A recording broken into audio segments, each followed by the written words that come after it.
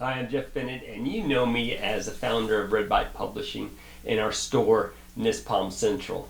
Well, I wanted to share this with you, something about professional development and the desire to become more learned as FSOs.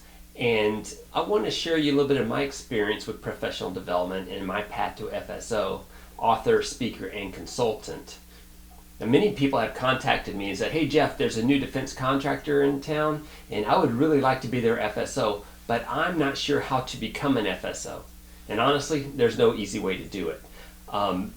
Most people become an FSO after being appointed and they're already in the system.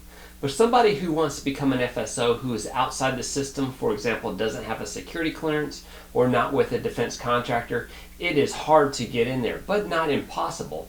And one of the things that I wanted to share with you, it is possible to get that background information, understand what the NISPOM is, and be able to go and look and maybe potentially apply for that job. If you have the transferable skills, you can become an FSO. But many people want to become an FSO and there's no launching point. There's no college course or anything.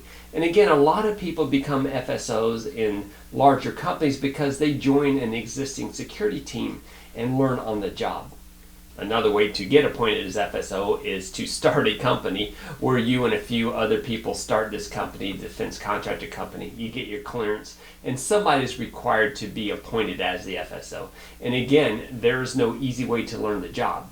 You can go to the DCSA training site and learn and do the FSO certification, for example, but it really doesn't explain the tasks or anything else. Now, you might be an FSO, you might be a security professional, but we don't have a lot of opportunities for professional development outside of a professional organization or going to DCSA. So I'm trying to change that. I'm trying to provide NISPOM information that you can go to on your own time. I do have NISPOM courses and professional development that I do remotely and in person, but I want to share you my experience of how I got here and give you an idea of what you can do for your own professional development. So, one, we're going to talk about how to become an FSO, and two, how do you grow in your career, and three, how do these products that I have help you out? Let's talk about, in this one, the NISPOM Foundation. You might already know this, that NISPOM is the National Industrial Security Program Operating Manual, and it's the foundation of security programs and classified work performance. And the only way to get the NISPOM at the time, many years ago, was to download it. Employees, FSOs, co-workers who work every day in NISPOM may not have a copy because they're not going to download their own copy, right? So understanding NISPOM is the foundation of any security career or any career of anybody who's working on classified contracts, but at least for the security career of the FSO or facility security officer, you've got to know your NISPOM. When I first got out of the Army and I was getting into this space, my family members and friends were FSOs, and they said, Jeff, you should go in there and apply for the job. You've got transferable skills from the Army and other security work that you've done. I said, what is this NISPOM? I don't understand what it is. And so once I learned the NISPOM language, I was able to interview. And what's important for you that want to get in this career is describing your skill sets that somebody under the NISPOM would understand. So believe it or not, not too many professionals that are in the security field actually read the NISPOM. Even fewer can interpret it and apply it in their career. That's why I think the NISPOM is essential to our professional development, or if you're on the other side of the fence trying to get into this area. So I set a goal a long time ago that we should get the NISPOM in everybody's hands. Why aren't people reading the NISPOM? Because they're performing FSO tasks. And they're not studying their craft, but they've been in their organization for so many years that they've got their way to do things, but they may not be able to tie it back to NISPOM. I'm not saying that for everybody, but I'm just making an argument for purposeful professional development.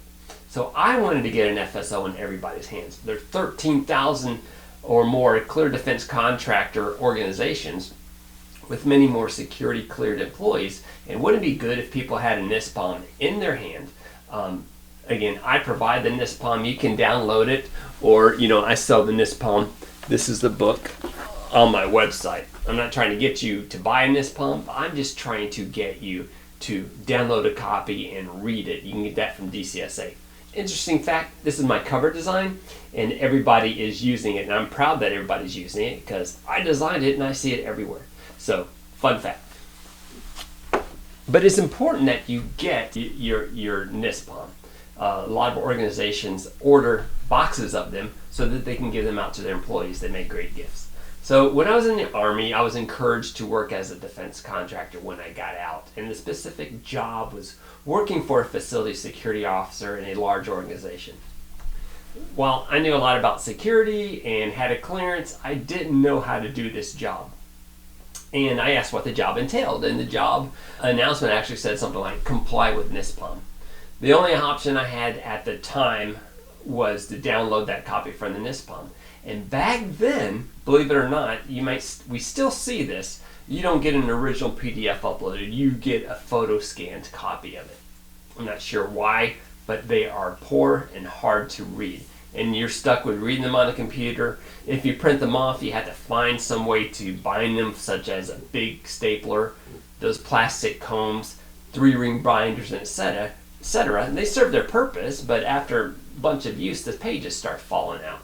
And you're not using really quality paper either. So I started printing copies of NISPOM with legit printers, and between your copier jams, low ink, and multiple attempts at stapling them, I realized each copy that I was making on my work computer cost about $20. And so I promised myself if I could take this and make the NISPOM available for everybody, I'm going to try to get it in a good print quality. As I said earlier, NISPOM is not just for security professionals. I think anybody who wants to understand how to protect classified information should get that NISPOM. It could be contracts, HR, engineers, program managers. Our employees should understand not only their craft, but the compliance issues that might be coming up with working. 32 CFR Part 117 is called the NISPOM rule.